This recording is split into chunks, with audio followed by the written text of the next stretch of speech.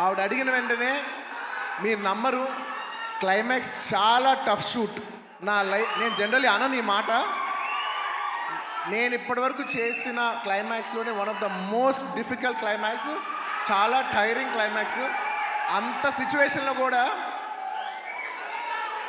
ఆవిడ అన్న వెంటనే వస్తున్నాను తబిత గారు, ఇంకా మీరు ఆ మాట అనిన తర్వాత, ఎందుకంటే ఇష్టమైన వాళ్ళకి మనం చూపించాలి, మనం నిలబడగాలి. యూనో మన ఫ్రెండ్ అనుకో, ఇంకోళ్ళు అనుకో, మనకు కావాల్సిన వాళ్ళు అనుకో, నాకు ఇష్టమైతే నేను వస్తా, నా మనసుకు నచ్చితే నేను వస్తా. అది మీ అందరూ తెలిసిందే.